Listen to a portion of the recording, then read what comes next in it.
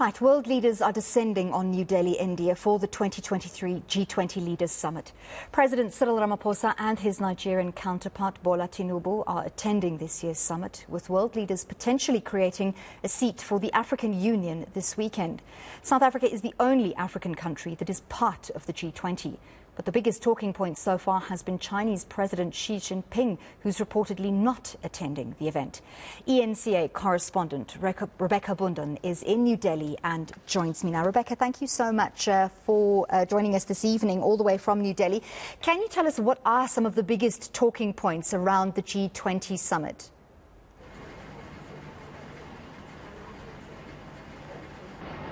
Yes, well, absolutely. The G20 brings together 19 major economies, 19 major countries, the biggest economies, along with the European Union. That makes the grouping of 20 that are part of this summit. And the idea of the forum is to really focus on ideas around economic cooperation internationally. And that includes areas like policy coordination.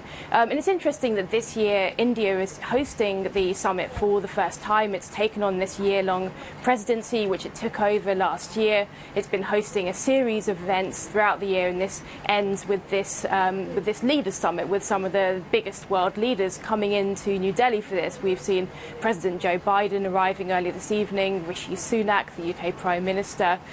So really sort of big names here to discuss a lot of key issues. And on the agenda really this year are things including food security, climate change, development. There are a lot of key issues that have to be discussed, but there are also concerns that because of some of the geopolitical matters, the fact that countries aren't agreed necessarily about their stance on Russia's invasion of Ukraine. We've also got the issue of the Chinese president not attending this year, which has been really controversial and a big talking point. There's the concern that this could actually take some attention away from some of those really important key issues that need to be discussed. Other issues including inflation, which is affecting countries globally. Rebecca, of course, you've just come out of the BRICS summit here in South Africa, and now many of the Western countries in that East-West juxtaposition are attending the G20 summit. Is there any perceived conflict of interest, and is that seen to be the reason why Chinese President Xi Jinping is not in attendance?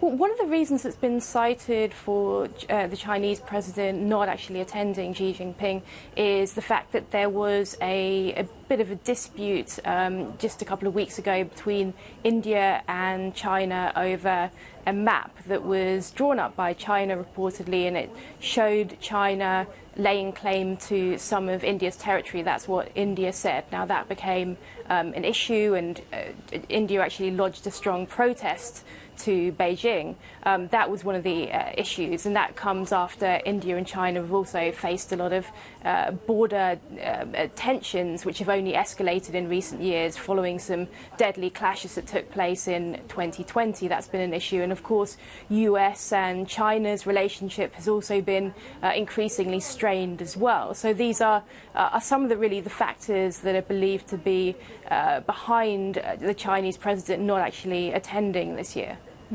Rebecca, there's also been a mass-scale beautification campaign in New Delhi in preparation for the G20 summit.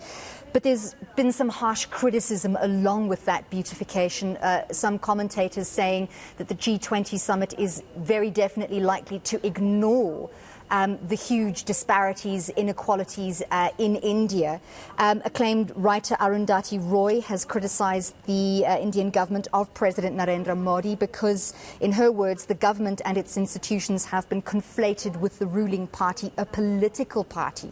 She says none of the real issues, the treatment of minority groups, religious violence or so-called ethnic cleansing, are going to be discussed because those attending the G20 summit are only there to make deals. Is that sentiment shared by many of the people in India?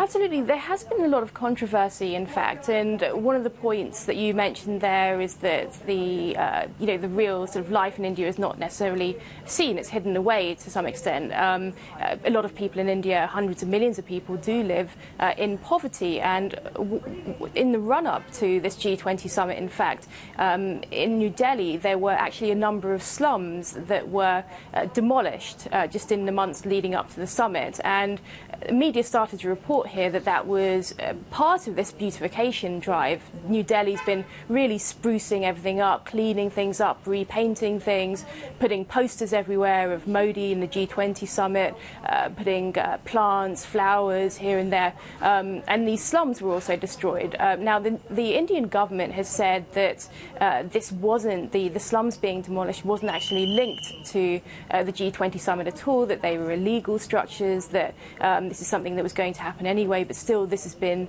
very controversial, and many people are linking it to the G20. And also just going around Delhi, what I've noticed as well is where there are some slum areas or poor people living on the streets, there are these green sheets that have been put up to cover those kind of shanty homes, those makeshift homes that have been built on roadsides and things. So there clearly is some effort to try and hide that away. And yes, a lot of these meetings do take place, at a very sort of high-end venue. The leaders are staying at the best hotels in New Delhi, so they certainly see one side of life in India, but the reality is there is a huge disparity, and there's still a lot of people that need to be lifted out of poverty. However, having said that, one of the focuses of the G20 is meant to be, about economic stability, and one of the roles really of the G20 should be helping to try to lift people out of poverty through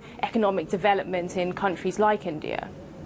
Thank you so much. That was eNCA correspondent Rebecca Bundhun coming to us from New Delhi as the G20 summit kicks off there.